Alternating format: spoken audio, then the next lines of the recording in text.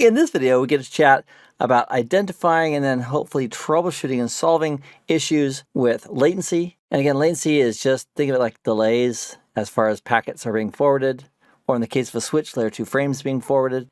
And regarding the variance of the delays that happen with our traffic going over the network, as we talked about in the overview, that's referred to as jitter. Another gotcha in the world of performance is if the network or device is dropping our traffic, which I'm going to refer to as packet loss. So let's chat about latency and some things that can cause latency. So latency basically boils down to how long does it take to deliver traffic from, for example, point A to point B. And also behind the scenes, it's not just traffic from here to there, but also the responses coming back. So if a client is requesting access for an application on a server and makes his request, and that request gets there in like 12 or 13 milliseconds, if the response coming back takes a long time, that latency could be due to the server itself being overloaded, or it could be the path that's coming back to the PC is taking a different path. So maybe the path going to the server is going like this up to the server, and the return traffic is going like this. At that point, this serial link right here would be our bottleneck for the reply traffic coming back. And this is also what's called,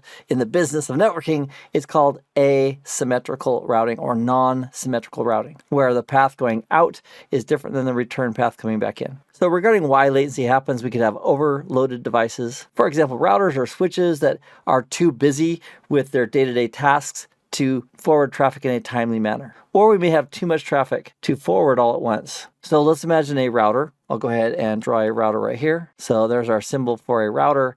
And let's imagine this is the interface, and we have traffic coming into this interface, and traffic based on the routing tables needs to be routed out this interface. We'll call this interface 1 and interface 2. Behind the scenes on this interface, for most devices, including Cisco devices, there's a small buffer, a small amount of memory where it can store up the incoming requests. So if this is the line, for example, of traffic coming in to this interface, let's imagine there's 5 spots available, and we'll call this a queue. Think of a queue like a line. And then at the end of this queue, if this queue is still full and the router has not sent them all out, new packets that come in that need to be routed are going to be tail dropped, which could impact this aspect right here of packets being dropped. So ideally, this queue would never fill up. There's also the concept of hardware queues as well as software queues in preparation for sending a packet. So there could be an issue with too much traffic trying to come into the queue, and also some problems at the output interface where there just isn't enough bandwidth available for the router to send everything all at once, or perhaps we have a CPU issue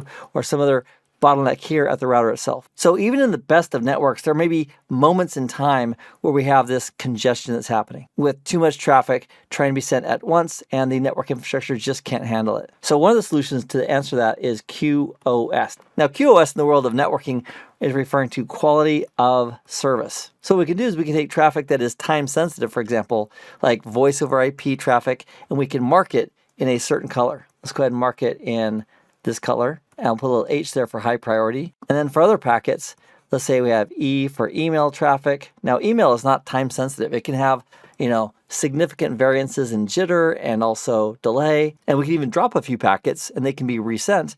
And it's not going to impact negatively to any great degree email, because an email gets sent. If it takes 100 milliseconds or 5 seconds, at the end of the day, the email can be sent. So for our email traffic, we can mark those packets as medium priority. Let's also imagine we have some other traffic that we don't care too much about, and we can give that a L or a low priority tagging on each of those packets. And then what we can say to the routers, we can configure the router to pay attention to those markings. So effectively, when packets with a high priority show up, they are placed first in the queue. Then after that, for our medium traffic, it could be placed next. Again, that's due to quality of service being used in the network. Let's clean this up a little bit, and let's talk about what we can do regarding latency and jitter and packet loss. So one of the first approaches to many of these is just simply throw more bandwidth at it. But as we're talking about going out to software as a service on the internet, that internet connectivity can be expensive. So if we have 1 gig, the difference between 1 gig and 10 gig could be significant. For example, in purchasing that bandwidth, or in our infrastructure, we may not have the ability to simply add more bandwidth, including the fact that we have certain limitations going out to the individual devices. For example, full duplex, 1 gig, and so forth. So how do we deal with latency, packet loss, and jitter? One of the first techniques that we're going to use is to set up some kind of an SLA. Now, an SLA stands for Service Level Agreement. And different vendors may have different terms for that, but at the end of the day, what this means is that we have some mechanism for testing and validating things such as latency or jitter or packet loss. So if a service provider or even inside of our network, if we're guaranteeing or striving for a certain level regarding latency and jitter and packet loss, we can set up SLAs to go ahead and test that. Now, at my home, let me share with you a little backstory regarding latency, jitter, and packet loss. For many, many years, I had one service provider at the edge of my network at my home that went out to the internet, and that was through Cox Communications. So Cox.net was my service provider, providing me access from my network out to the public internet. However, from time to time, as happens with any company, there were some service outages. And so when my internet service provider goes down and I can no longer communicate out to the internet, that becomes a huge problem, especially if I'm doing live streaming or I'm trying to upload videos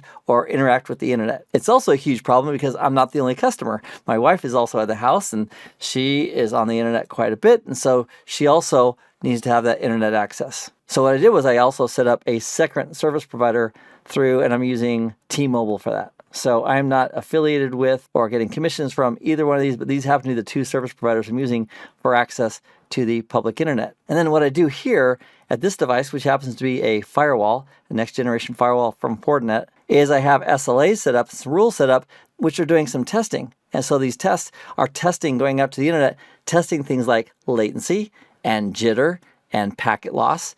And if one of these service providers is not up to snuff with the minimum requirements regarding latency and jitter and packet loss, my firewall here will simply use the other service provider. So for example, if I'm sending all my traffic out through Cox.net and all of a sudden the jitter is above the threshold I want it set at, or the packet loss is above the threshold, the firewall will automatically stop using that service provider and start using the alternate service provider. So that way I have some fault tolerance, and I also am helping to guarantee that my latency and jitter and packet loss is kept at a minimum. So as an example of this setup, let me give you a sneak peek into that world of using an SLA to measure latency, jitter, and packet loss. So here's the graphical user interface for the firewall I have at my home. And this is an example of one of many different next generation firewalls. So the big players out there are Palo Alto and Cisco and Checkpoint and Fortinet. And this happens to be a FortiGate firewall from Fortinet. So regarding latency, packet loss, and jitter, let me take you to the section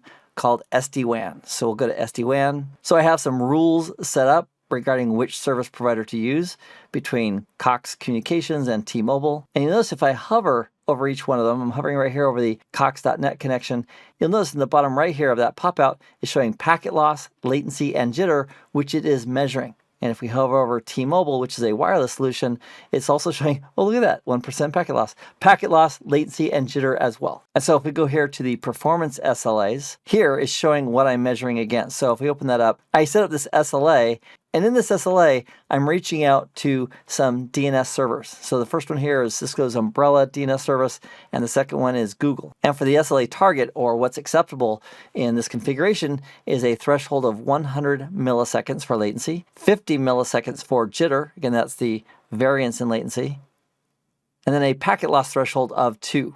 And I'm setting that checkout every 5 seconds. So 5,000 milliseconds equals 5 seconds. And if there's a problem with one of the service providers, it's going to not use that service provider once it falls below the threshold. And then later, if that service provider improves, it can go ahead and restore that link and start using that service provider again after 5 checks where everything's in line. So I'm going to click on cancel there. I'm not going to change those rules, but let's take a look at the performance SLAs and see how they're doing. So for packet loss, this is showing the packet loss for Cox Communications and T-Mobile. This is showing the latency for each one, and right here it's showing jitter. So if we click here on jitter, take a look at this. Here's my tolerance for jitter, which is 50 milliseconds.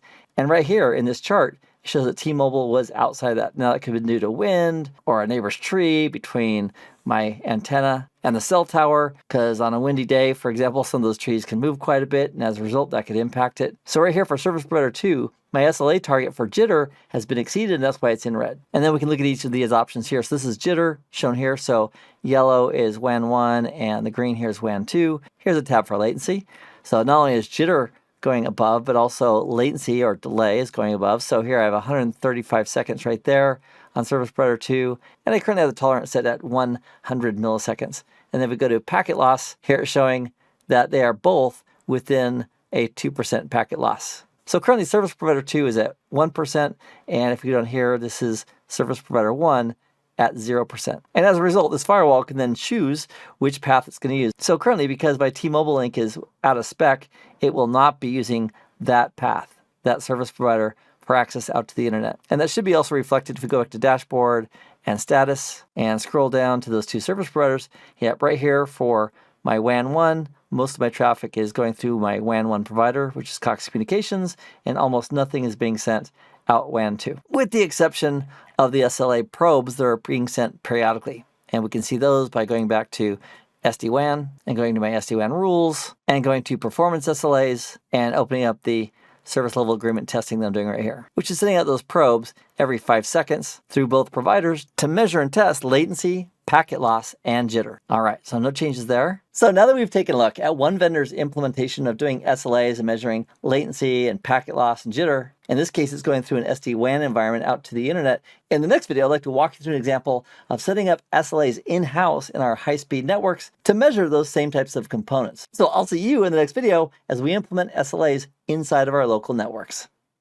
Hey, thanks for watching, and subscribe right here to get the latest information from CBT Nuggets. And if you're new to or considering a career in the world of IT, head on over to CBT Nuggets and sign up for a free trial.